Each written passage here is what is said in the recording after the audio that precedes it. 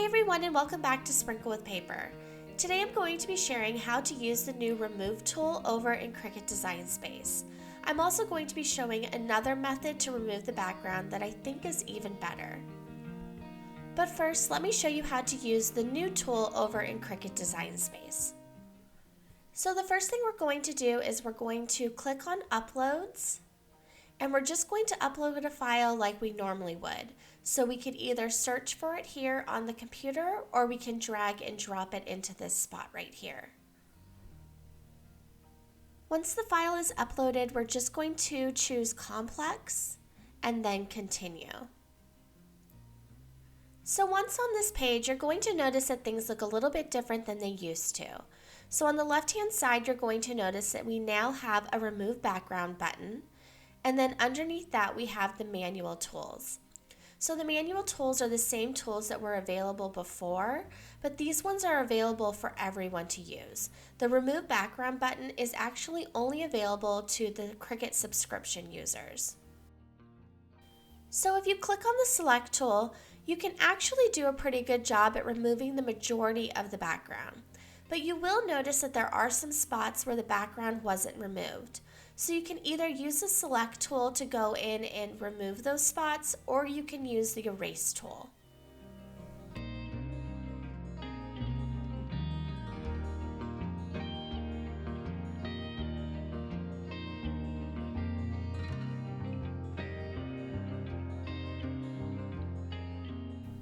If you would rather use the Eraser tool instead of the Select tool, you definitely can, but it is a lot more difficult to use.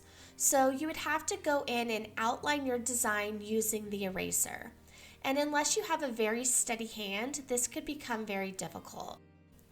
And for the more intricate parts like the strings on this balloon, you can zoom in to make it a little bit easier, but I feel like it would be almost impossible to use this eraser tool to remove the background in between all of these strings. So now that we've tried all of the manual options, now let's test the Remove the Background button. So as you can see, it does a great job at removing the background, but it also removes a portion of our design that we didn't want to have deleted. And it also leaves behind some of the background in between some of the more intricate parts. So on the strings, in between some of the balloons, there's still some of the background left behind. So the first thing we're going to do is we're going to bring back that part of the image that we didn't want to have deleted. So if you click on the Restore button, you can go back over to the image and then just go over the portions that you didn't want to have deleted, and it will bring back that portion of the design.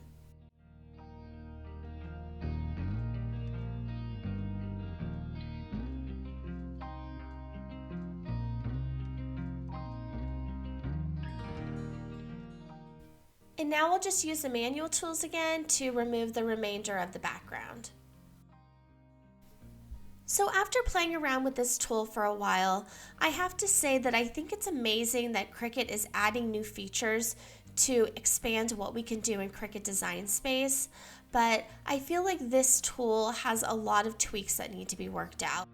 And I also think that since this can only be used if you have the paid subscription, that's another downside considering it doesn't work that great when there's so many free options out there to remove a background. So I now want to show you another option that is completely free that I think does an even better job at removing backgrounds. My favorite website for removing backgrounds is called Remove.bg. This site is completely free and it is super easy to use.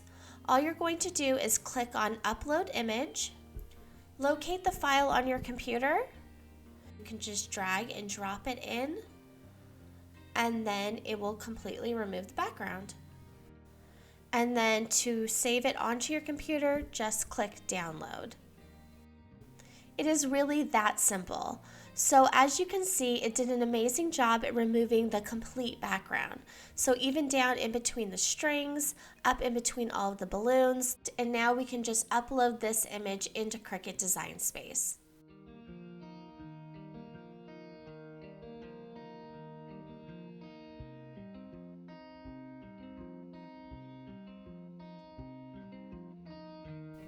If you have any comments regarding the new Remove Background tool here in Cricut Design Space, or any questions about Remove.bg, please leave those down in the comments below. If you enjoyed this video, please give it a thumbs up. Don't forget to subscribe for new videos, and visit me over on sprinklewithpaper.net for more tutorials, tips, and inspiration. Thank you all so much for watching, and until next time, happy crafting.